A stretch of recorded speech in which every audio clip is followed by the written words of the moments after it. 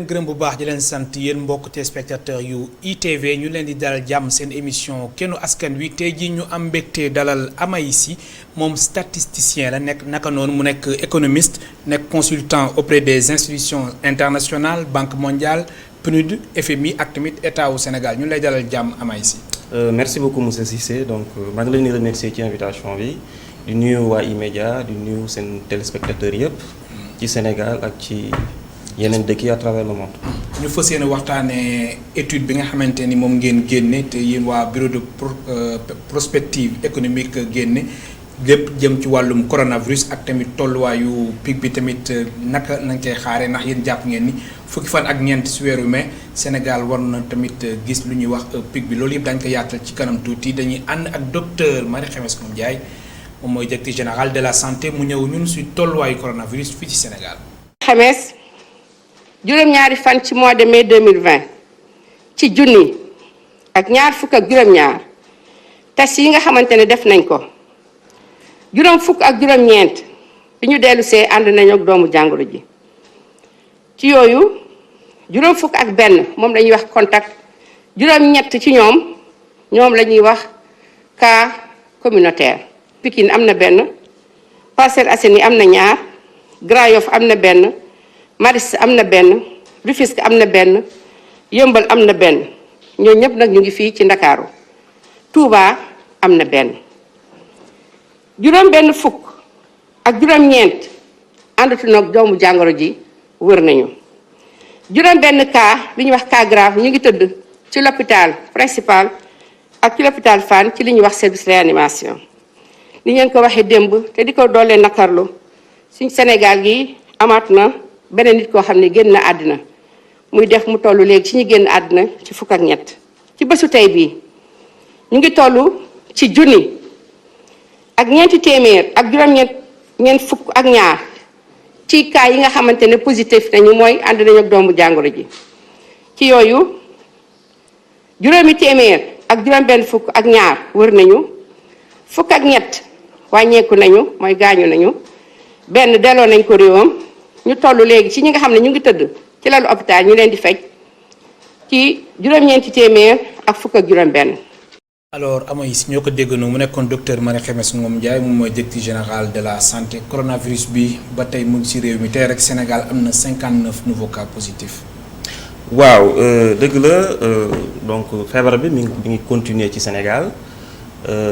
Donc waaye nag lu ñu mën a rafetlu tey ci annonce bi directrice générale de la santé def mooy tey seetlu nañ que nombre de guéris yi ñoo ëpp nombre de cas yi donc lu ñu gisul woon depuis quasiment depuis le 20 avril seetlu ñu woon loolu donc depuis le 20 avril boo jëlee benn guéri amoon nga 6 malades donc depuis le 20 avril feebar bi mi ngi doon continuer bu baax mais tey ñu ngi rafetlu que gis nañ ni seetlu nañu que nombre de guéris yi tey ñoo ëpp nombre de cas yi loolu ñu ngi koy rafetlu et puis loolu ñun études yi ñuy def ñun BPE ñu ngi def ay études depuis quasiment apparition feebar bi Sénégal le 2 mars donc premier cas bi mi ngi am Sénégal le 2 mars. Donc ñun au niveau du BPE donc ñu ngi coordonné ay études donc BPE bureau bu moom monsieur Moubarak Lo dirigé ñu ngi coordonné ay études donc autour d'une équipe vraiment diverse yu regroupé ay épidémiologistes yu regroupé ay statisticiens économistes fii ci Sénégal ñu ngi liggéey aussi ak ay universités en Espagne ñu ngi liggéey aussi ak ay chercheurs au Rwanda donc ñu ngi coordonné effort yooyu yëpp pour analyser chiffres yi proposer aussi ay prévisions donc ñun. Donc xayma ñu donc on avait un peu étudié analysé chiffres yu passé donc gisoon nañu à partir du 21 avril nombre de cas yi dafa accéléré woon trop ak aussi nombre de cas communautaires yi mais à partir de début mai gis nañ ralentissement ci nombre de cas communautaires yi bien que nombre de cas yi continué woon nombre de cas yi continué woon alors loolu yëpp daañu ci augmenté léegi dañuy ñëw si chiffre clé yi comme ni ñu koy gisee nii si image yi chiffre clé yi ban taxaw seetlu nañ si mën a def. alors chiffre clé yi lu ñu ci mën a. moo nekk nii si image yi waaw. alors lu ñu ci mën a wax mooy Sénégal bokk na ci fukk réew ci Afrique yoo xam te ne dépassé nañ 1000 cas. Sénégal aussi lu ñu ràññee ci Sénégal ak lu ñu mën a rafetlu ci Sénégal mooy macha allah depuis que feebar bi commencé gis nañ ni nombre de décès yi dafa tuut trop ci Sénégal donc boo koy xayma nombre de décès yi au Sénégal mi ngi toll ci 1%. nombre de guéris yi donc boo jëlee 100 personnes nombre de guéris yi au Sénégal à la date d'aujourd'hui ñu ngi koy estimer ci 38%. donc lu ci des mooy nombre d'infectés yi yoo xam te ne ñu ngi ba léegi ci hôpital wëreeguñu boo koy xayma mi ngi toll ci 61%. alors léegi deuxième tableau bi ñu gis da ngeen def taxaw seetlu ci test yi nga xamante ni chaque jour moom mooy am ak cas confirmé yi comme ni ñu koy gisee nii ci image bi mooy test réalisé et évolution journalière des cas confirmés. voilà donc graphique bii ngeen di gis mooy graphique wu nombre de cas journaliers yi donc nombre de cas journaliers yi boo xoolee mun nañ gëstu 4 phases. donc première phase bi donc mi ngi dem ba 2 mars mooy premier cas bi ba le 19 mars foofu en moyenne nombre de cas par jour yu ñuy annoncé mi ngi toll ci ñaar en moyenne. deuxième phase bi mooy nga jël 20 mars ba 21 avril foofu nombre de cas yi en moyenne par jour mi ngi toll ci 10 cas par jour. 10 cas par jour. alors à partir du 21 avril nag le feebar bi commencé exploser nombre de cas yi commencé exploser ñu jógee ci 10 cas par jour du 20 mars au 20 avril à plus de 60 cas par jour en moyenne du 21 avril ba tey. ñu ngi ci 60 cas par mars. mais alors si tableau bi aussi gis nañ aussi am na si beneen tableau ba nga xamante ne mooy tableau numéro 3 bi nouveau cas yi ak cas guéris yi boobu ban taxaw seetlu lañ siy def. alors boo xoolee lii donc tableau bi mooy comparer nouveau cas yi par jour par rapport ak nombre de guéris par jour donc boo xoolee aussi nombre de cas yi ak nombre de guéris yi amul écart trop ba date fatidique bu le 21 avril donc à partir du 21 avril nag lañ gis ni nouveau cas yi mi ngi raw nombre de guéris yi donc avant le 21 avril boo jëlee chaque nouveau cas amoon nga benn guéri avant le 21 avril chaque nouveau cas chaque ñaari cas amoon nga benn guéri avant le 21 avril à partir du 21 avril nag pour chaque 6 cas benn guéri rek nga amoon waaye loolu accélération boobu ñu ngi koy xayma ci dernier 10 jours avril yi la feebar bi accéléré mais dernière première semaine mai bi loolu ratio bi wàññeeku na donc loolu aussi signe bi positif la buy wane ni que instant yi pic bi soreetul buñ ko jotul. te loolu sax nañ nemmeeku même sax si tableau numéro 3 bi. voilà ak pourcentage yi. tout à fait boo jëlee aussi cas communautaires yi. boobu mooy tableau numéro 5. tout à fait boo jëlee cas communautaires yi suñu premier cas communautaire ñu ngi ko am aux alentours du 10 mars. non aux alentours du 10 mars après mu am benn pause après mu commencé accélérer à partir de début avril. xam naa dañ ko gis léegi ci image yi. mooy Exactement. tableau numéro 5. Voilà. xamante ni cas communautaire yi dañ ko faram-fàcce bu baax. exactement donc boo jëlee mois de mars bi yépp 10 cas communautaires rek la ñu am 10 cas communautaires nga jël mois d'avril nag am nañ ci à peu près 100 cas communautaires luy jege 100 cas communautaires. mois d'avril. Mais boo jëlee 100 yooyu plus de 62% donc 62 cas communautaires yu ñu am ci mois d'avril bi ci 10 derniers jours yi donc am nañ 100 cas communautaires mois d'avril mais 62 yi ci 10 derniers jours avril lañ ko am donc ce qui veut dire que en moyenne ci 10 derniers jours du mois d'avril am nga 7 cas communautaires par jour alors que avant ay 2 3 4 cas communautaires nga doon am par jour. début mai loolu aussi am nañ signe positif nombre de cas communautaires yi wàcc na 7 jóge na 7 ci 10 derniers jours avril yi ñëw na ci une moyenne de 4 ci 7 premiers jours du mois de mai. Donc loolu aussi signe bu positif la élément yu positif la parce que cas communautaire yi moo lay daf lay jox en quelque sorte benn indication ci yeneen cas yu ñëw. parce que cas communautaire yi en général voilà ñoom ñu leen infecté mooy ñoo xam te ni cas communautaire yi mooy ñoo xam te ni réussir leen détecté ci contact passé yi ci contact une semaine ou 2 semaines passées yi donc cas communautaire bi wàccee loolu aussi dafay wane ni que feebar bi ci fan yu ñëm mi ngi wàññeeku bu baax. alors léegi pic suñ ko waxee lan nga mën a expliquer suñu téléspectateurs yi ndax yi da ngeen jàpp ni ndax ay borom xam-xam ñu doon wax naan mois de juin pic mais yéen da ngeen jàppoon ni déjà pic bi dina ñëw avant ñuy àgg ci mois de juin.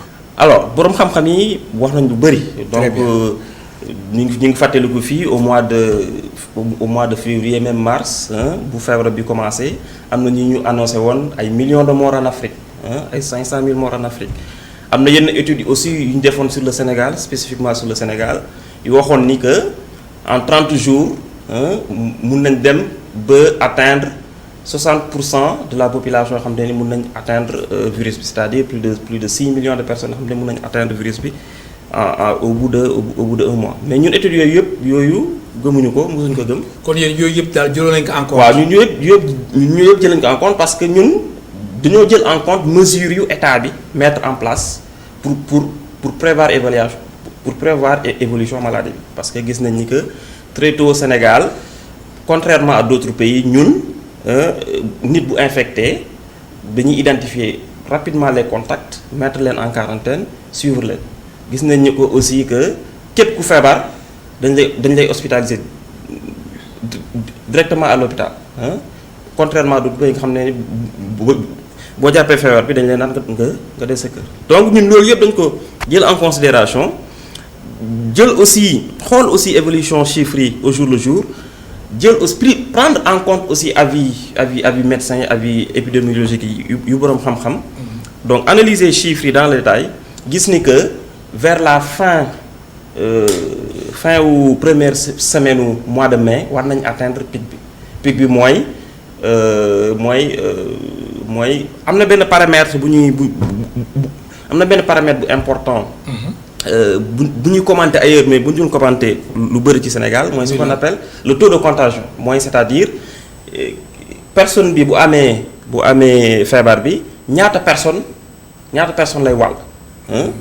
donc ñun paramètre boobu ñu ngi koy suivre depuis ay semaines gis nañ ni que mois de mars ba 21 avril boobu may wax paramètre boobu mi ngi fluctuer entre 1,5 ak 2 léeg-léeg sax mu wàcc mu jege 1 à partir du 21 avril boobu gis nañu ni paramètre boobu dafa yéeg bu baax dépassé na 2 dem ba 2,5 am leneen yu tuuti sax mu dépassé 3 à partir de justement du début de mois de mai gis nañu paramètre boobu wàcc na bu baax instant yi paramètre boobu mi ngi toll ci 1 mi ngi supérieur à légèrement à 1 donc ça veut dire que boo jëlee 10 personnes à peu près moins de 15 personnes boo jëlee 10 personnes yu ñu infecté boo jëlee 10 personnes yu infecté 10 personnes yooyu dinañu infecté moins de 15 personnes donc pic bi mooy lan mooy pic bi mooy boo demee ba paramètre boobu atteindre 1 c'est-à-dire boo jëlee 10 personnes ñu infecté moins de 10 personnes c'est-à-dire loolu day wàccee feebar. dafay wàccee feebar. waaw day wàccee feebar. mais yéen si yenn anam ngeen di liggéeyee seen jumtukaay yi nan ngeen def ba am résultat yi da ngeen di collaborer forcément ak waa ministère de la santé.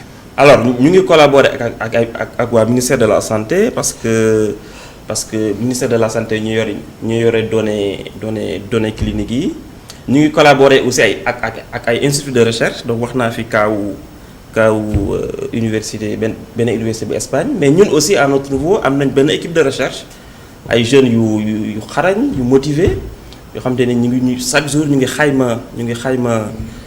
xayma chiffre feebar bi donc ñuy fépp Sénégal wala. ñu ngi Sénégal ñu ngi Dakar ñu ngi Dakar. ñu ngi nekk ci région yi. am na ñu nekk Paris am na des jeunes sénégalais qui sont à Paris yoo xam ne ñu ngi liggéey ak ñun léegi ñun lu ñu liggéeyee très tôt ñun créé nañ lu ñuy wax benn baromètre c'est-à-dire chaque jour ñu ngi publier pour le Sénégal évolution chiffre maladie bi muy nouveau cas yi muy guéri yi muy cas communautaire yi donc ñu ngi def benn fiche bu ñuy soumettre chaque jour aux autorités donc pour un peu faire le suivi de l'évolution de la maladie.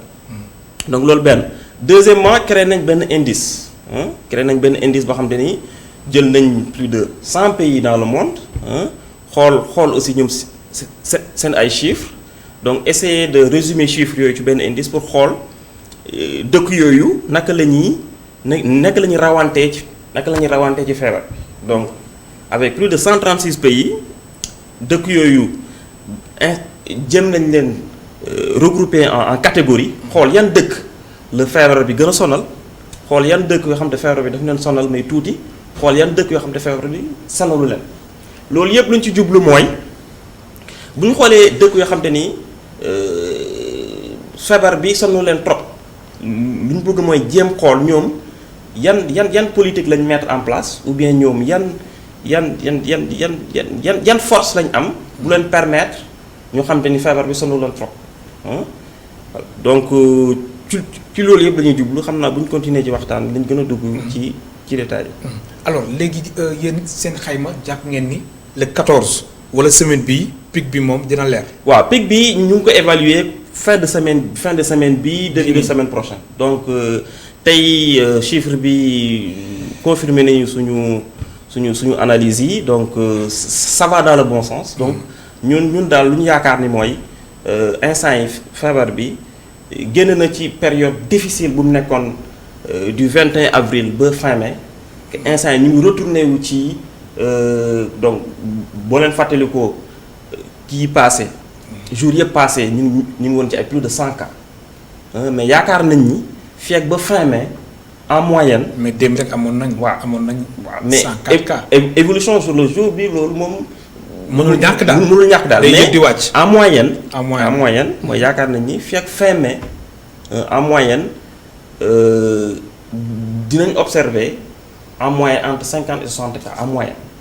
waaw mun na ko ëpp mun na ko gën a kii mun na ko gën a baax mais en moyenne yaakaar nañu feebar bi dina évoluer chaque jour entre 50 et 60. alors leneen lu ma bëggoon xam te mu nekk laaj bu ma soxal ci seen liggéey ba ngeen tàmbalee ba léegi feebar bi à un moment donné juum ngeen ci walla mu nax leen ci chiffres yi walla boobu ba léegi seen étude bi résultat yu ngeen am yëpp dafa méngoo ak li am. alors bon am nañ quelques surprises par exemple accélération wu 21 avril ba fin mai bi boo xaw nañu jaaxal trop mais. 21 avril ba. 21 ma accélération boobu may wax. 21 avril bi ba fin mai xaw nañu jaaxal trop mais tout de suite bu ñu gisee évolution cas communautaire yi kii wutuñu jaaxlatuñu. da nga xam ni loolu moo ko expliqué. waaw xam nañ loolu moo ko expliqué parce que semaine boobu dernière semaine avril bi cas communautaire dafa explosé donc xamoon nañu aussi que explosion cas communautaire yi mun na indi mun na déborder aussi ci première semaine de mai parce que ci contact yi du ñëpp lañ mën a identifier am na ñoo xam te ni seen contact du ñëpp lañ mën a identifier donc lenn aussi lu ñu soxal trop ci liggéey bi mooy nit yooyu yoo xam te ni réussir lañ identifier leen mettre leen en quarantaine jéem leen estimer jéem a xam ñooñu ci par exemple ku am jàngoro bi bu ñu identifier par exemple 20 personnes ou 30 contacts jéem a xam ñaata lañ réussirul à identifier loolu aussi ci suñu analyse yi ci suñu liggéey yi la bokk. te yéen a ngi ci. te ñu ngi ci à travers des enquêtes à travers aussi des modèles mathématiques. mbokk téléspectateurs yi ma fàttali ñu ngi dalal Amay Sy moom statisticien la économiste naka noonu mu nekk consultant ca Banque mondiale PNUD du programme des Nations Unies pour le développement naka noonu FMI Fonds monétaire international mën ngeen participer si émission bi soo leen wootee si 33 824 88 06 alors pic bi ngeen jàppoon ni da ngeen si seen xayma maanaam test yi nu mu yokkoo ni ñu ngi ko accéléré moo waral pic bi ñu mën ko xaaral ni fan yi wala. alors boo gisee waaw tests yi yokku nañ trop boo gisee mois de mars en moyenne nombre de tests yi ñu doon def par jour mi ngi évoluer aux alentours de 40 mois d'avril nombre de tests yi dem na ba après en moyenne entre 350 et 400 tests par jour début mai tests yi dem na en moyenne bu 800 tests par jour en moyenne les 7 premiers jours du mois de mai mais boo xoolee ministère am na lu ñu woowee taux de positivité mooy bu ñu defee 100 tests ñaata nit ñoo am doomu jàngoro bi boo xoolee loolu évolué wul trop. Donc mi ngi tourner aux alentours de 9%. mi ngi évoluer entre 6% et 9%. Donc du loolu. am na solo voilà daan si ñëw ma jël ki nekk si ligne bi rek très rapidement allo. salaamaaleykum si sa. waaleykum salaam bismillah. waaleykum maa ngi lay ziar bu baax. delloo ziar. comme d'habitude di masawu Sénégal yi ci moment yu difficile yi ñuy jànkuwanteel. fan nga ñuy woowee. maa ngi wootee Medina Baye. bismillah. waaw maa ngi lim sa nag xaw ma kañ lay doon di rêve nga invité président de la république wala intérieur wala ministre du transport. yaa ngi may dégg. waaw maa lay dégg bu baax. waaw parce que dama am daal ñaari question yoo xam ne. jaaxal na ma daal parce que maa ngi suivre que ne ñi ngi wax ne pour nit ñi delluwaat ci école yi jàng. ci début mois de juin ñoom ñu ngi xool nan la ñuy organiser pour bu laajee enseignants yeeg élèves yeeg defe naa noonu la ñu leen joxee information bi yéen journalistes yi que ñëpp dellu ci barab yi ñu jugee léegi nag ci moment boobu man li ma jaaxal mooy ku ne xam ne ne Sénégal capitalam mu ngi dalal ay doomi baykat yu bari te ñooñu ñëpp ñu ngi tëgg a tënde ci biir capital bi mënuñu génn te ku ne xam ne nawet soreetul te ku war a nawet yi war nga dem préparer ruuj bay dox ci jiwu et tant d'autres choses ma doon laaj ministre bi wala président de la république lan lañ xalaat ci bu ñu yàlla bu ko yàlla def bu ñu tolloo parce que loolu pour man war nañ ci commencer organiser ko xool nan la ñuy def pour saalum yi nga xam ne dañoo tege temb biir Dakar bugg a génn mënuñu génn parce que layu réew mi moo leen tënk amuñu droit génn te nag dellu nekk loo xam ne lu mënul ñàkk la ndax ci moment yii ñu toll ku ne xam ne ni képp koo xam ne août moo la indi woon Dakar si sa xam nga ne dëkkin bi métti na man nekkul ma fa dalul ma waaye warta tere ma soulever ko parce que ay jullit lañ te jullit mooy koo xam ne mbiri jullit ñi daf lay soxlaal di wax président ak ñi koy xelal ak ñi koy jàppale ak yéen journalistes yi surtout ku mel ni yow macha allah maa ngi lay féliciter ku baax la ñuy koy dimbale di ko wax ne ko dëgg la sénégalais yi ñu ngi leen tëj waaye ñoom ñi leen tëj xaj na mbir mi méttiwul ci ñoom comme ni nga xamee ne noonu la métti ci ñi tëj di leen fàttali waxi yonent bi sallallahu alayhi wa sallam ñi nga xam ne ñoo jiitu nañ yërëm ñi jiite ndax yàlla ñu nekkal ci kaw jaar ci yonent bi yërëm ñu. jërëjëf. am na solo réew mi métti na tëju bi métti na mbas mi nag yàlla ko fi yàlla yëkkati. delloo ko fa mu ko jëlee woon te yàlla bëgg ñëwati. jërëjëf di masawu sénégalais yi di la ñaaru di ndokkeel sénégalais yi di baal waat ñëpp wasalaamaaleykum wa rahmatulah wa barakaatu. waaleykum salaam wa rahmatullah jërëjëf yaa ngi doon wax sànq ci wàllum taux de positivité bi alors mbir mi fan la toll. waaw maa ngi doon wax ni boo xoolee taux de positivité. ndax léegi dañ seetlu ni ministère de la santé si seen point du jour bi chaque jour point boobu aussi dañ koy relever waale. tout à fait donc boo xoolee taux de positivité bi maa ngi doon wax ni mi ngi évoluer depuis début mars. entre 10% ak 6%. boo xoolee sax taux de positivité xaw na wàcc tuuti c'est normal parce que nombre de tests yi yokku na mais paramètre boobu kiiwul trop ci chiffres yi. taxul trop ñu am jot ci chiffres yi parce que boo xoolee paramètre bi bougé wul trop depuis ñu jógee 40 tests ba léegi. waaw ndax tey rek 800 tests. waaw même tey jii am nañ 1027 tests. tout à fait junni ak ñaar fukk ak juróom. mais taxul taxul taux de positivité bi yéeg trop wala wàcc trop taux de positivité bu ñu amoon depuis début mars loolu la ñu am à peu près depuis tey donc loolu mënoon na indi ay doute ci chiffres yi am na ñuy naan peut-être que cas yi bon chiffres yi gën na ëpp li trop parce que testé wuñu ñëpp lu dégg la waaye mais boo xoolee taux de positivité bi mi ngi stable depuis ñu commencé tester. am na ku nekk si ligne bi allo kooku dafa mel na dem na xam naa ni ñuy xaaraat tamit beneen téléspectateur si ligne bi allo. Allô, oui, bonjour. Allô? Allô, oui, bonjour. ñu lay déglu kilifa bi. Allô? Oui, ñu lay déglu bismillah. waaw dama bëggoon participer ci émission bi. yow rek nañuy déglu yaa ngi en direct. waaw na ngeen def ça va bien. alhamdulilah fan nga ñuy woowee. bien maa ngi woowee depuis Tambacounda. bismillah an waa Tamba. voilà donc maa ngi félicité invité bi. ama ici. amee si di sama élève la woon donc vraiment brillant élève. di rafetlu vraiment ñu teewaay bu mu teew ci émission bi tey ci wax ci mbirum pandémie bi. waaw maamoon rek benn question bu ma ko bëggoon laaj. waaw mu lay dégg. parce que tey xam nga statistique moom ci ay chiffres la tënk. très bien. waaye mun na am ay phénomènes yi nga xamante ni imprévu yu ñëw mun a fausser ay prévisions parce que ku ne statistique prévision ngay wax. est-ce que xalaatul nit mun na benn événement bi nga xam mun na ñëw xew ci réew mi changer seen données yokk par exemple nit ñi nga xamante ni mooy contamination bi su ma jëlee benn exemple bis bi nguur gi commencé distribuer par exemple les vivres là est-ce que du am ay rassemblement yu mag yi nga xamante ni mun na indi ay contamination yu accéléré loolu aussi mun na fausser yenn say prévisions yi.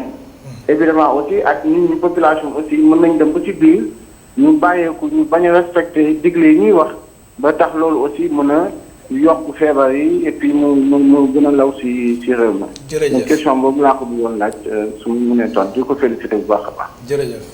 waaw jërëjëf merci beaucoup donc may nuyu monsieur Diallo xam naa ko mu nekkoon sama prof maths en terminale donc maa ngi koy nuyu bu baax waaw di ko gërëm. ci question bi waaw question bu mu laaj nag question bu am solo la.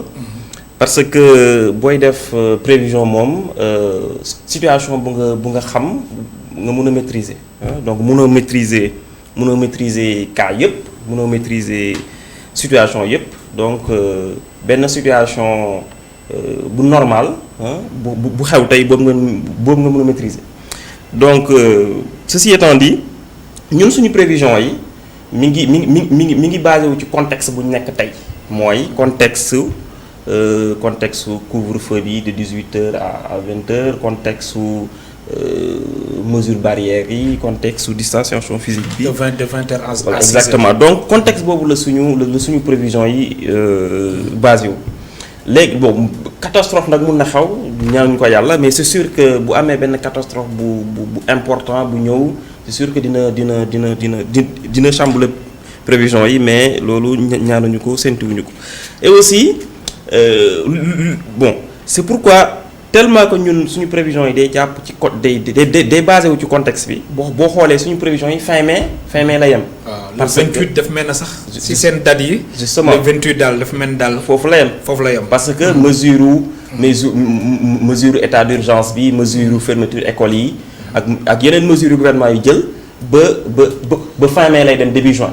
moo tax début juin ba le 2 moo tax suñu prévision yi ba fin mai ba fin mai la yem parce que xamuñu luy xew après juin donc après juin nag bu ñu décidé wàññi mesures yi ou bien ubbi école yi dinañ xool loolu naka lay impacté ci jàngoro. te loolu tamit day laajaat beneen liggéey. loolu tamit day laajaat ñu tenir ko ci compte. très bien ci suñu prévision. très bien am na solo am na ko nekk si ligne bi allo. Allô? Allô? Allô, oui. Allô? xam naa dañu xalaat tamit beneen téléspectateur si ligne bi allo. Allô, yaa ngi si jàmm. allo ñu xaaraat tamit beneen téléspectateur si ligne bi kon daal yéen mois de juin si boppam loolu da ngay foog situation bi su ñëwee ngeen xoolaat. waaw ban jumtukaay ak lamit situation bi la lay joxe. tout à fait donc bon Très bien. duñ xaar ba mois de juin parce que mun nañu anticiper yenn mesures mun nañ simuler yenn mesures yu ñu mun a yu gouvernement bi mun a jël mois de juin mun nañ xool. Comme- naka la mun a impacter ci chiffres yi. mun nañ xool par exemple bu état bi décider ubbi école yi ou bien bu état bi décider. ak ndongo yu def voilà examen. exactement ou bien bu état bi décider alléger mesure barrières yi ou bien bu état bi décider que maintenant port de masque dootul obligatoire yooyu yëpp mun nañ def ay simulation xool naka la mun a impacter chiffres yi mais on préfère suñu chiffres yi on préfère donner chiffres yoo xam te mun na dem ba fin mai parce que yooyu mooy tenir compte ci contexte bu ñu nekk de léegi bu ñu demee ba juin nag xam gis ni yeneen mesures jël nañ ko suñu chiffres yi mun na évoluer en fonction de ce nouveau contexte. am na ko nekk si ligne bi allo. asalaamaaleykum. waaleykum salaam. waaw ni ngeen def waay. alhamdulilah. waaw ñu ngi di ñaan seen rajo yi nga xamante ni gis naa ci loo xam ne. gisuma ci rajo yu bare bari daal. waaw loolu ngeen sax ci dàkk bañ ci jóg. jërëjëf. ndax ñoom ñii di numéro yoo xam ne da ngay jot 3 yi doo mën a boole ci mu jeex. loolu nag ku sa xel baax doo nangu jël kër di wax mën nga cee France fan cee Makka war cee woo Europe yëpp du jeex rajo boo xam ne seen diggante mutul dara mënoo ko cee woo ñetti minutes mbaa ñeenti minutes sax loolu waxoon naa ko sax bu yàgg a yàgg waaye bi waxee ma ne loolu bokk riba la ab jullit war sa dekk riba bu rëy a rëy la waaw kooku musiba la te it ku wutit war ngaa wute neneen noo xamante ne ab jullit li dagan la su daganut mos naa ko wax ba sirkunte mu ne waaw loolu koy wax nga dëgg dafa araam kon nag loolu ci gis ni rajo bi bu am solo la. jërëjëf kilifa gi ñu lay gërëm bu baax di la sant ñoo xaaraat tamit beneen téléspectateur si ligne bi 33 824 88 06 am na ku nekk si ligne bi allo. waaw salaamaaleykum. waaleykum salaam. waaw ji na ngeen def. alhamdulilah. maa ngi gën a jàll ci émission bi. bisimilah ñu lay déglu. waaw man maa ngi tudd Mbaye Niang maa ngi dëkk Tivaouane. bisimilah Mbaye. waaw parce que dama gis nit ñi xam nga fi feebar lu ci gën a bari ñenn ñi ci bari am na ay mag yi jëm ñu nga xam ne gën koo gëmul parce que nit nag li mu gëm parce que kii waa ji li muy wax ne sax am na ñu bari boo waxee ñu naan yàlla mais duñ ko sax gëm te moom dafa jàng loolu ba xam ko te alxuraan dafa la naan fasaloo ahlu zikri in kuntum laa ta'lamuun bu ngeen xamul ngeen laaj ñi xam ñu wax leen. te loolu la ko lislaam nangu na ko mais am na ay nit ñu xam ne ay mag yi jëmm ay responsable mais gëmuñu ko. loolu moo gën a andi problème nag. loolu doy na waar de. loolu dafa doy waar parce que nit ñi am nañu lu bëree bëri andi gëmuñu ko nag yàlla xam na man gis naa ñu mbay ay magum jëmm laa am naa 70 ans mais gis naa ñu nga xam ne am nañu ay 50 ans 60 ans mais gëmuñu ko. te boo xoolee États-Unis nga xam ay 3000 nangam di dee te ñooñu gënuñu leen. parce que yàlla daf leen a bind ay doomu aadama rek lañu comme noonu dañu ay doomu parce que yaa naatu génnewul kenn doomu aadama la wax doomu aadama kon nag doomu aadama da ngay amum xel. ba pare boo nekkee nit nga nitee mais boo nekkee nit ba nitewul nag daanaka yaa bàyyi ma yéene ba ko yem parce que waa ji li muy wax ñu ci bari ñu ngi Sénégal di ko xool di ko siiwal mais boo ko waxee dañ naan lu ñëwagul kenn xamul ko mais daf ko jàng science. dëgg la dafa jàng lu wóor lu mu jàng lu wóor la kon nag nañu nit ñi xam ne mas la yàllaa ko indi mais nag am na lu ñu koy moytoo kon nag nañ topp ci li ñu wax ne moytu ko jéemam def xelal nit ñi mais ñeen ñi yàq xelal nit ñi dañuy naxaatee dañ koy politique loolu nañ ko bàyyi loolu daal baaxul loolu daal di yëpp nit ko yow. jërëjëf ngeen baal maa xam nag ma. jërëjëf je pense bien que wax gi am na solo de am na solo trop. waaw sensibiliser nit ñi. exactement vraiment feebar bi mu ngi fi. tout à fait donc lu mu wax di lu am solo la d'ailleurs ñun gis nañ ko ci suñu ay enquête de perception parce que dañuy def ay enquête de perception di laaj nit ñi luñ xalaat ci feebar bi yan mesure la ñuy jël pour bañ a jàkkaarloo ak feebar bi loolu yëpp dañ koy prendre en compte. alors yéen seen résultat enquête de perception yooyu ngeen def lan la joxe. alors pourcentage yi nga xamante ni gëmuñu feebar bi. alors bon j'ai pas trop les chiffres en tête mais la majorité des Sénégalais quand même gëm nañ ko. gëm nañ ko très bien majorité des Sénégalais gëm nañ ni que feebar bi am na. mais loolu yëpp dañ ko tenir en compte parce que loolu mën na impacter ci yow mesures yoo jël au niveau individuel pour feebar bi bañ la jàpp. boo gëmul feebar bi c'est sûr que sol masque doo ko fulaal. wala mesure barrières yi gestes barrières yi doo ko fulaal loolu yëpp dañ koy tenir en compte aussi ci prévision suñu paramètre taux de contagion boobu ma la doon wax. am na aussi beneen laaj bu ma la waroon laaj jëm si wàllum enquête bi mais xaaral ma jël téléspectateur bi nekk si ligne bi allo allo. salaamaaleykum wa rahmatulah. waaleykum salaam wa rahmatullah. Safiatou Kébé cité Dabel. bismillah Safiatou. waaw en fait monsieur Sy maa ngi koy félicité intervention bi leer na macha allah. mais man dama am quelques soucis rek mu bëggoon mu apporter ma ay éclaircissement par rapport à ça. c'est-à-dire vu que li ñu seetlu mooy est-ce que am na une maîtrise des cas communautaires. parce que du moment que dañ ne cas communautaire mooy ñi nga xam ne ni en fait dañu am jàngoro bi te xamuñu fu ñu ko jëlee donc ça veut dire que ne d'une certaine manière amuñu maîtrise ci loolu. est-ce que le fait que ñu am manque de maîtrise bi ci kii bi est-ce que benn instant du apporter du am benn effet ci marge d'erreur bi nga xam ne nii mooy war a génn normalement ci seen calcul yi ci indice ñuy calculer et tout cela. maintenant marge d'erreur boobu aussi est-ce que comme am na benn auditeur bu dugg léegi ki dëkk Medina Baye je crois mu ngi wax yenn phénomènes yi nii par exemple bu amee. Comme par exemple le fait de distribution riz bi et tout cela donc puisque ci prévision lañ nekk est-ce que jarul aussi ñoom à travers les calculs qu'ils font ñu tenir compte aussi sur l'intervention de certains phénomènes yoo xam ne ni mën na am ay effets ci prolongement ñaanuñ ko yàlla ci prolongement wu maladie bi ou pas wala ma ñuy wax affaire pic bi et tout cela loolu laa bëggoon mu apporter ma ay éclaircissement si possible merci beaucoup jërë ngeen jëf. merci beaucoup Safiatou. donc merci beaucoup soxna si donc poser na question yu am solo donc ci cas communautaire yi bon Sénégal moo décidé tuddee ko cas communautaire. cas communautaire mooy lan mooy ñooñu mooy ñoo xam te ni dañ leen infecté nekkoon ci contact yu infecté yoo xam te ni réussir lañu identifier leen ñooñu ñooy dem ba nekk 2 semaines ou bien 3 semaines nekk ay cas communautaire et puis du ñooñu kese parce que boo gisee nit ki bu infecté ci contact mi am na 2 groupes am na ñoo xam te ni on a réussi à les identifier nañ leen am na ñoo xam te ni bon réussir lañ identifier leen ñooñu ci groupe boobu aussi ñooñu mën nañ diviser wu en 3 groupes.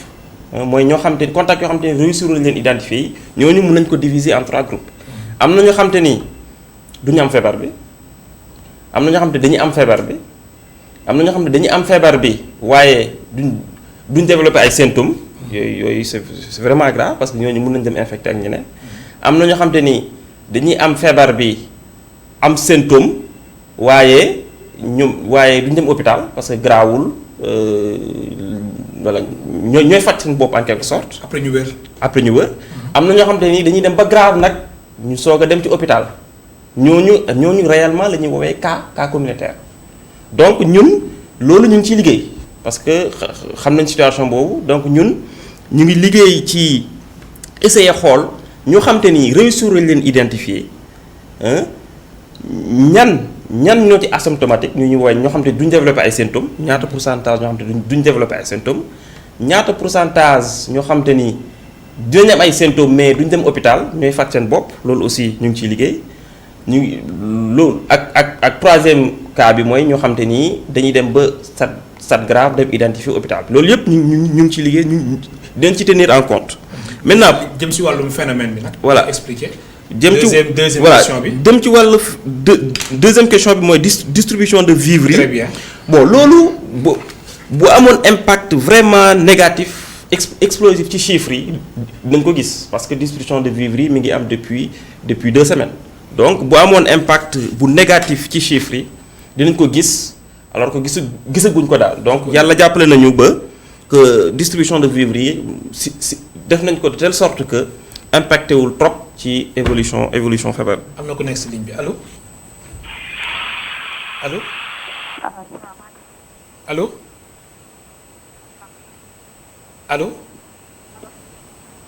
allo dem na ndax kooku dégguñ ko ñu xaaral tamit beneen téléspectateur xaar ma enchaîner jël beneen téléspectateur après ñu ñëw si yeneen laaj yi allo alors am na aussi beneen question allo Allô, oui. bismillah. Je voulais intervenir là. bismillah yaa ngi en direct. Je suis en direct là. Excuse-moi. Félicitations à votre invité qui est sur le plateau en ce moment. Amay Si. Ouais. Fan nga ñu woowee kilifa gi. J'appelle de Dakar à Grand Mbao. bismillah mu lay dégg. Grand Mbao. Allô. Moi, c'était une suggestion. Est-ce que la dernière partie ne pourrait pas faire ça en Wolof? Parce que j'ai comme l'impression qu'il a des difficultés sur des éléments techniques à s'exprimer en Wolof. Il ne le ferait pas en français, par exemple, ça le mettra lui-même à l'aise de pouvoir bien s'expliquer sur les données techniques qu'il vous présente en ce moment. Jërëjëf. Merci beaucoup. Voilà, excusez-moi, c'est mon neveu en plus, hein. Ok, jërëjëf. Ok, merci. jërëjëf xam naa moom lu mu wax moom am na solo mais comme émission bi en wolof la. ndax am na moo yoo xam ne moom des fois pour nga mën ko expliquer clairement ci wolof moom. tout à fait ndax loolu sax sentir naa ko si biir waxtaan bi xam naa ne moom yenn mooy moom indil na la ay yenn jafe-jafe mais l'essentiel mooy ñiy déglu ñiy seetaan ñu comprendre tamit exactement la nga bëgg wax allo. exact allo allo kooku dem na.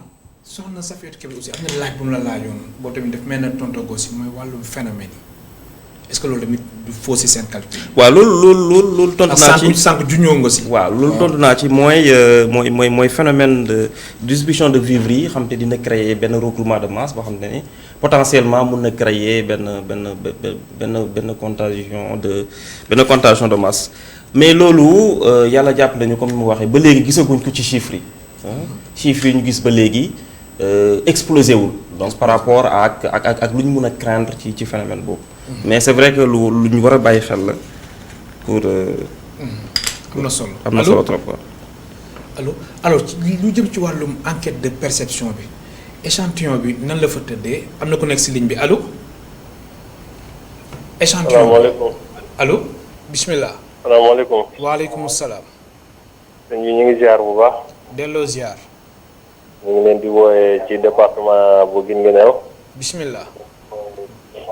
en fait ñu ngi féliciter seen invité bi juste ñun benn question bi ñu bëggoon a poser invité bi. mooy par rapport ak perception bi ñuy wax tey jii boo nekkee à l'étranger di suivre actualité yi xew au Sénégal perception bi nit ki njëkk am mooy que comme si dañu nekk en période de famine wala dara. soo mënee wàññi télé bi soo mënee wàññi télé bi. voilà. voilà tey jii par exemple bu ñu xoolee au lieu de communiquer sur la maladie ak son éradication on pense plutôt à des débats yoo xam ne si liés à la distribution des vivres liés aussi ci am na ku ko wax démb ci dans un plateau que ne les autorités ils ne font que informer mais pas communiquer.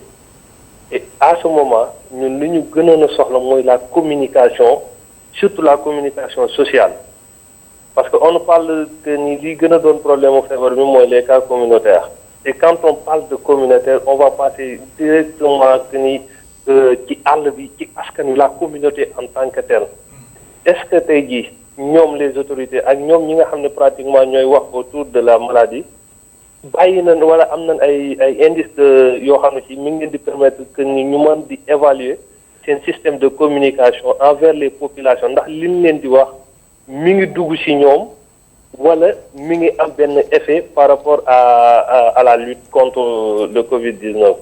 loolu la ñu bëggoon a kii ndax ñoom am nañ ay indices de yooyu yu ñu mën a permettre ñu sonde que ni ñun kat def nañ temps de période boo xam ne ci wàllu communication bi. Qu'est-ce que ça nous a apporté wala lan lañ war a orienter waat suñu communication pour mieux toucher la population yooyu la ñu bëggoon mu indil ñu ci ay quelques jàngat par rapport ak sinon ñu ngi rafetluwaat plateau bi bu baax a baax di leen sant di leen gërëm. jërëjëf Amay. donc voilà donc pour ñëwaat ci question avant de répondre. suñu su neexee mën nga répondre directement. waaw donc lu mu wax lu important la donc ñun communication bi aussi paramètre bu important la aussi ci gouvernance su feebar bi donc je pense que lu am solo la d'ailleurs ci suñu enquête de perception yi aussi bokk na ci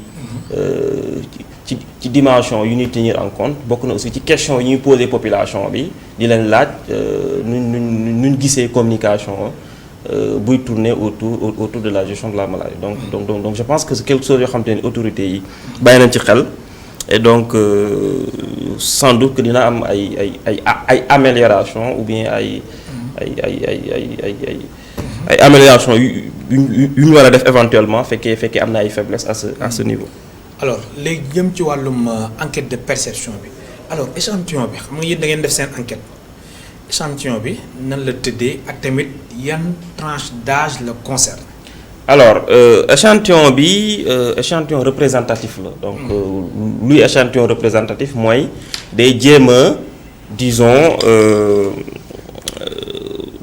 disons épouser un peu Sénégal donc échantillon bi day nekk benn Sénégal bu ndaw donc échantillon la et aussi ñu ngi ko def selon benn méthode bu ñuy wax méthode des quotas méthode bi day jéem a disons en quelque sorte reproduire structure par âge bu am ci population Sénégal c'est-à-dire fekkee Sénégal moyenne d'âge bi âge médian bi par exemple bu nekkee 20 ans suñu échantillon bi aussi âge médian bi 20 ans lay nekk fekkee 65% yi par exemple sénégalais yi fekkee moins de 35 ans lañ am suñu échantillon bi aussi loolu aussi ci biir échantillon bi 65% des individus enquêtés aussi auront moins de 35 ans donc échantillon bi day reproduire structure Sénégal population Sénégal par âge par sexe et aussi par d'autres paramètres tels que mooy niveau de diplôme localité yi aussi da koy maye de façon représentative. Allô. allo. allo. allo. bismillah. defe naa def. alhamdulilah fa nga ñu woowee. Njum. bismillah Njum. dama bëggoon passé l'antenne. yaa ngi en direct ci ITV. sëñ bi naa def ba gannaaw bu ñu leen rafetloo waxtaan bi bu baax a baax. te di ñaan yàlla li yenn bi ñu teg ne yàlla nañ ko yàlla yenn ak jàmm.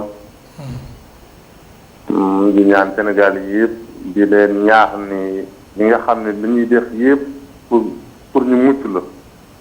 parce que boo gisee état bi di développé yenn certains moyens tàq der yi di taxaw di wax nañ ni nañ das yenn certains groupement yi nañ def masque boo defal masque ku la nee sangul sa taar la bëgg.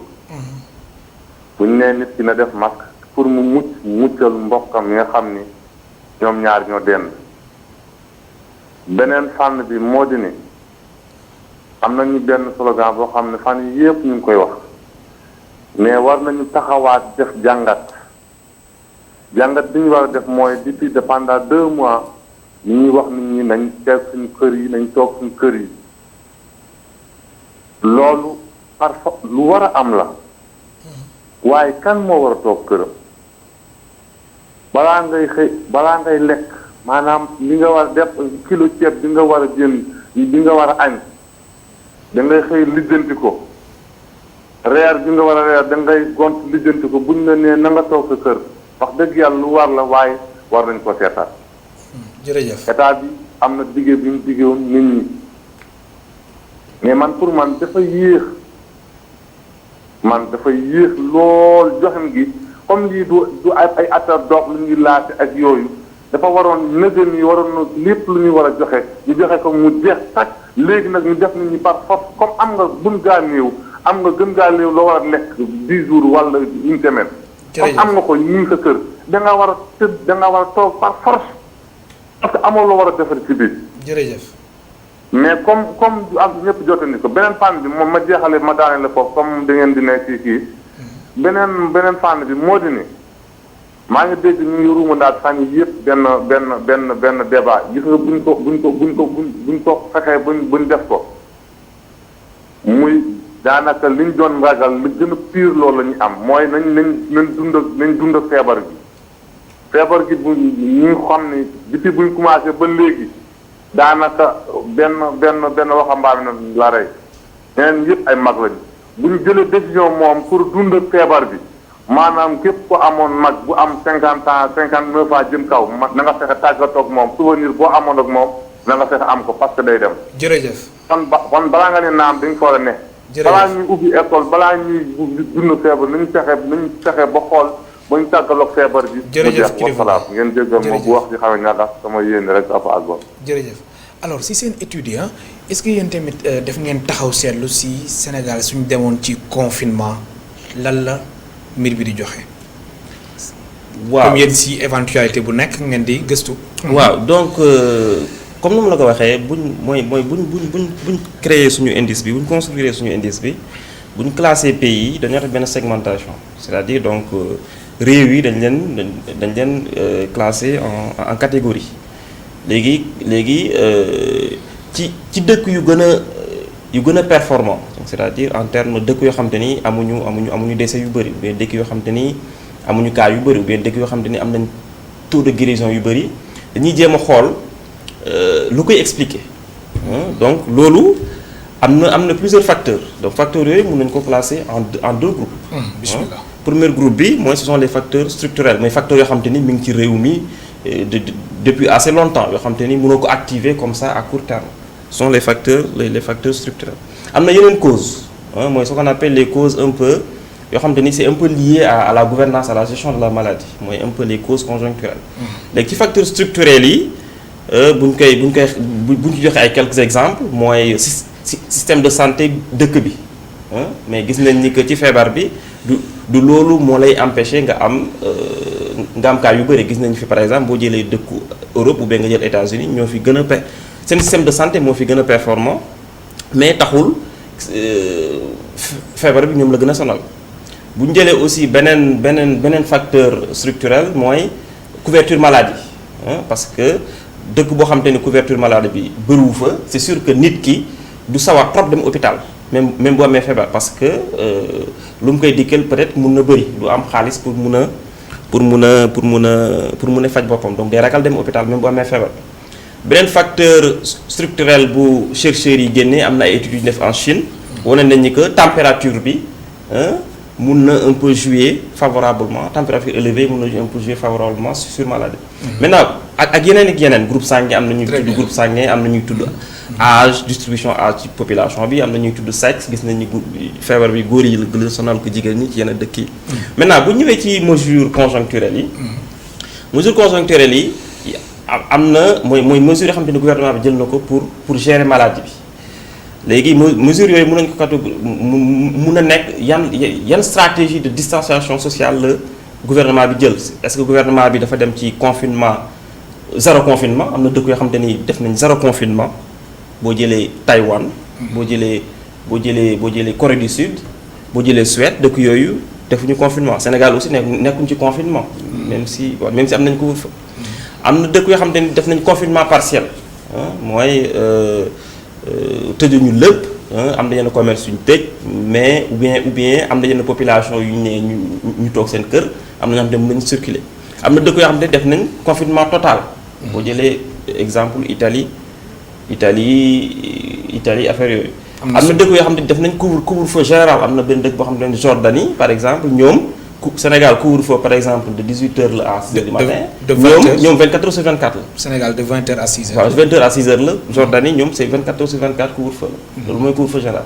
ñun instant yi bon feebar bi amaguñu historique bu gudd pour xam stratégie yooyu ban mooy marché ak ban moo guddul marché donc ñu ngi xool. fii ak ay semaines ak ay weer. dinañ xool ban stratégie moo gën a efficace. très bien pour arrêter la maladie. Amay si maa lay gërëm baax la sant waxtu bi jeex na. maa ngi leen gërëm bu baax. di leen remercier ci invitation bi. am na solo. ak di remercier téléspectateurs di leen féliciter aussi ci émission bi. merci beaucoup ma fàttali yow statisticien nga naka noonu nga nekk économiste nekk tamit consultant ci PNUD FMI ak tamit Banque mondiale mbokk téléspectateurs yi ñu leen di gërëm baax di leen sant ba suba incha allah juróomi waxtu.